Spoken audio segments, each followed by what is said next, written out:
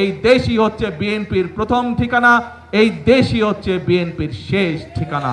চাল, ডাল, তেল, নুন সব প্রয়োজনীয় যে জিনিসগুলো আছে তার উপরে যে সকল ট্যাক্স ছিল, বর্তমান সরকার এই 2 দিন আগের বাজেটে 60টি পণ্যের উপর থেকে ট্যাক্স তুলে নিয়েছে, যাতে করে নিত্য প্রয়োজনীয় জিনিসের দাম না বাড়ে। বাংলাদেশ কৃষি প্রধান দেশ, কিন্তু কৃষির সাথে সাথে একই সাথে আমাদেরকে শিল্প বাণিজ্য গড়ে তুলতে হবে, এবং সে কারণেই শিল্প বাণিজ্য যদি গড়ে উঠতে পারে আমাদের সন্তানরা সেখানে কর্মসংস্থানের ব্যবস্থা হবে, চাকরি বাকরি ব্যবসা বাণিজ্য করতে পারবে।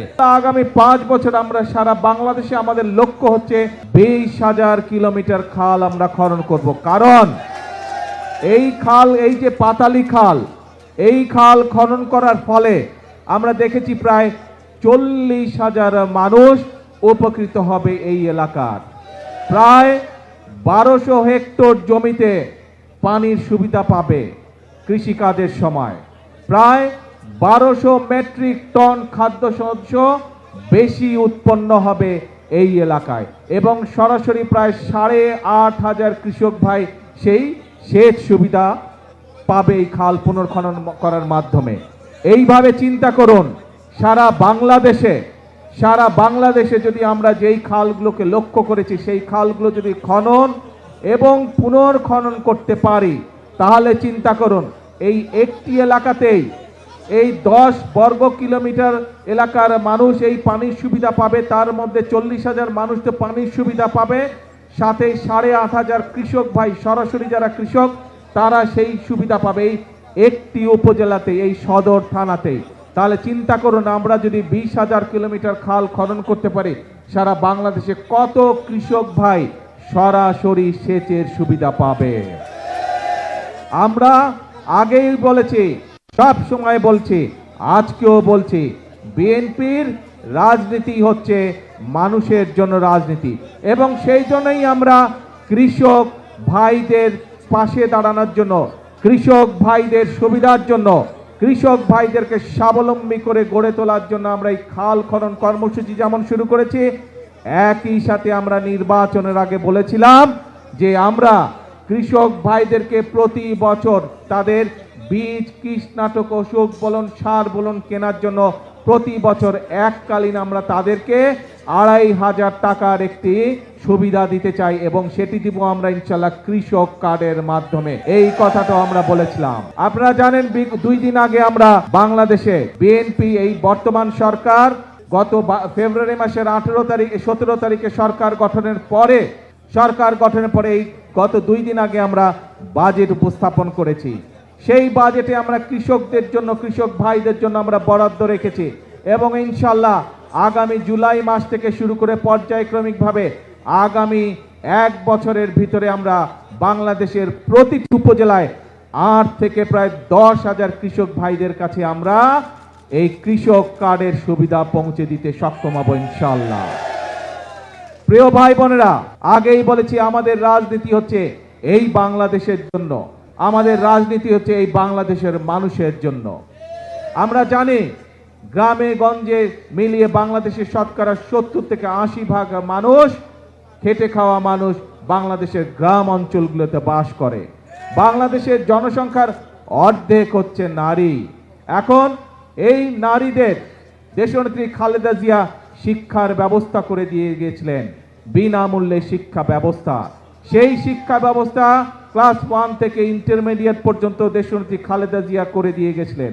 এই নারীরা যদি শিক্ষিত না হয়, তারা যদি স্বাবলম্বী হতে না পারে, তাহলে পুরুষের পাশে দাঁড়াতে পারবে না এবং বাংলাদেশ এগিয়ে যেতে পারবে না।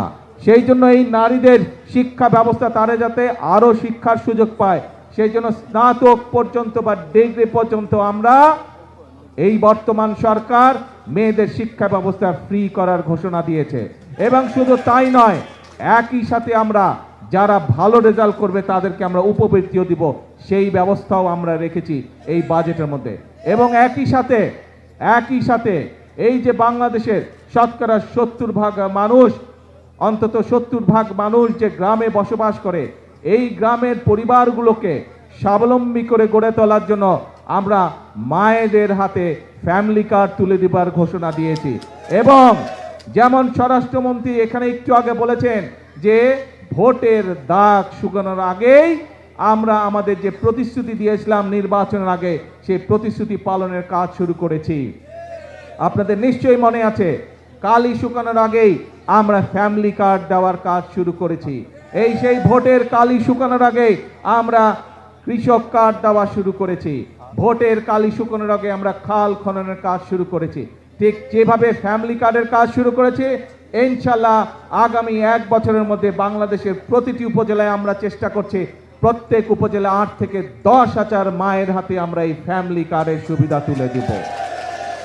প্রিয় ভাই বোনেরা, আপনারা দেখেছেন যে বাজেট ঘোষিত হয়েছে 2 দিন আগে, সেখানে আমরা বলেছি আমরা এই দেশের মানুষের চিকিৎসার ব্যবস্থা ঘরে ঘরে পৌঁছে দিতে চাই।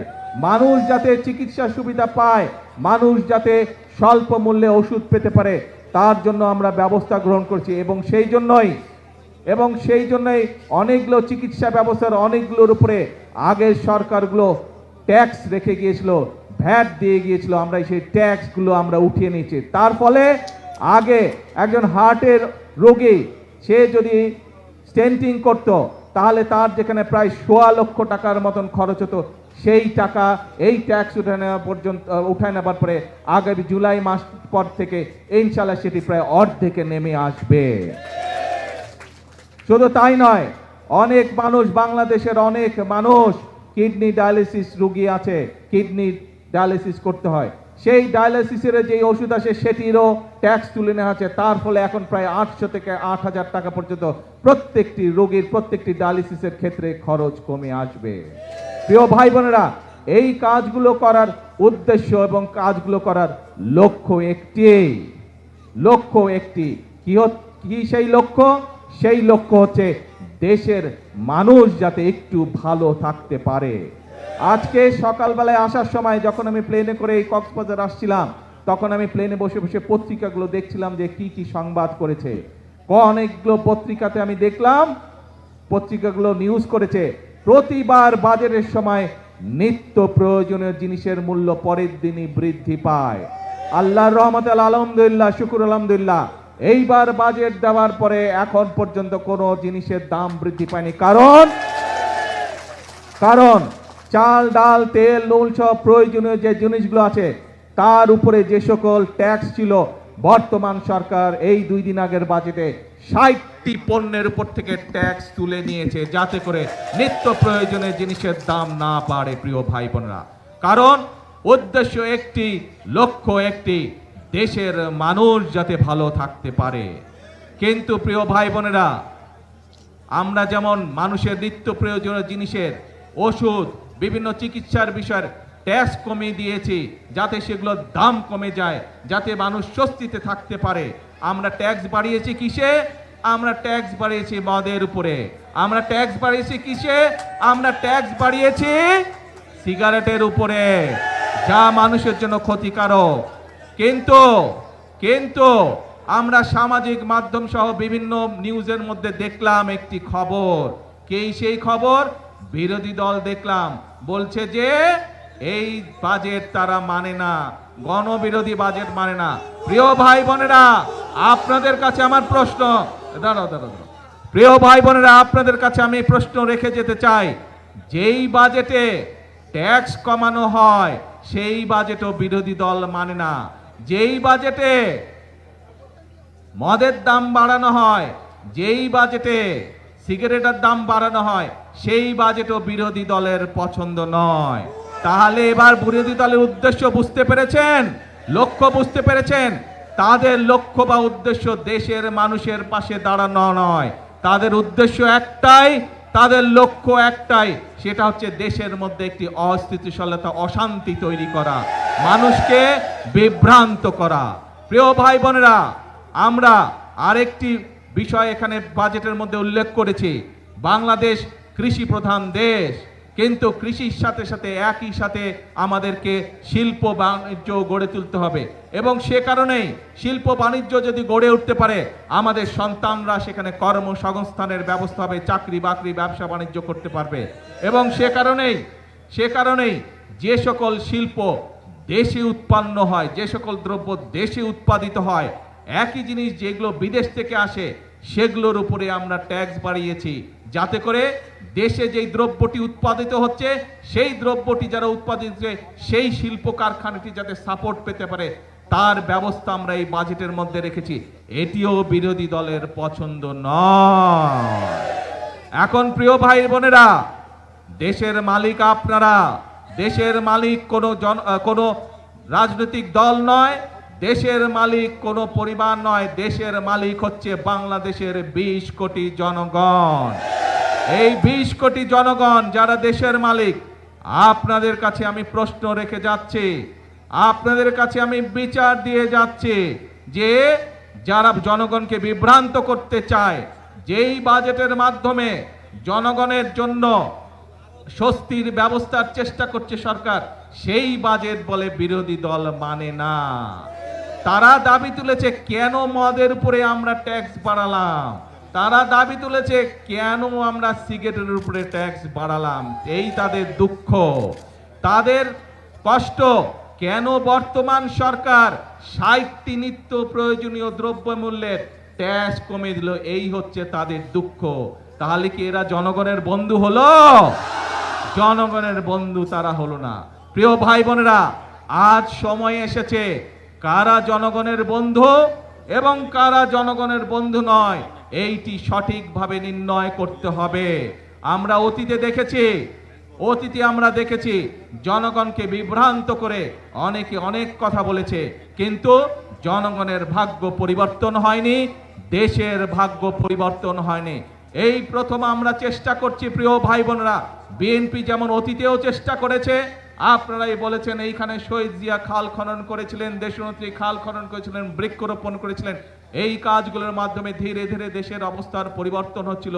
কিন্তু যারা বিভ্রান্তকারী, যারা ষড়যন্ত্রকারী, বিভিন্ন সময় তারা ষড়যন্ত্র করেছে এবং ষড়যন্ত্র করে মানুষের ভাগ্যের পরিবর্তনের যে গতি তাকে তারা বন্ধ করতে চেয়েছিল। দেশের ভাগ্যের পরিবর্তনের যে গতি তাকে তারা বন্ধ করতে চেয়েছিল। বিগত 12 তারিখের নির্বাচনে বাংলাদেশের মানুষ সিদ্ধান্ত নিয়েছে দেশের জন্য যারা কাজ করে তাদেরকেই বাংলাদেশের মানুষ দায়িত্ব দিয়েছে। আগেই বলেছি আমাদের সকল বিএনপির সকল ক্ষমতার উৎস হচ্ছে জনগণ।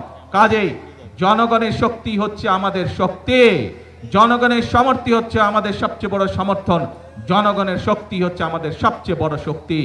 আমাদের সাথে জনগণের সমর্থন আছে বলেই যতক্ষণ আমাদের এই ধরে প্রাণ থাকবে আমরা ততক্ষণ পর্যন্ত এই দেশ এবং এই দেশের মানুষের জন্যই কাজ করে যাব এবং এই কাজের মাধ্যমে আমরা চেষ্টা করব সর্বোচ্চ শক্তিতে ইনশাআল্লাহ চেষ্টা করব এই দেশের ভাগ্যের পরিবর্তন করার জন্য, এই দেশের মানুষের ভাগ্যের পরিবর্তন করার জন্য। কারণ এই দেশই হচ্ছে বিএনপির প্রথম ঠিকানা, এই দেশই হচ্ছে বিএনপির শেষ ঠিকানা।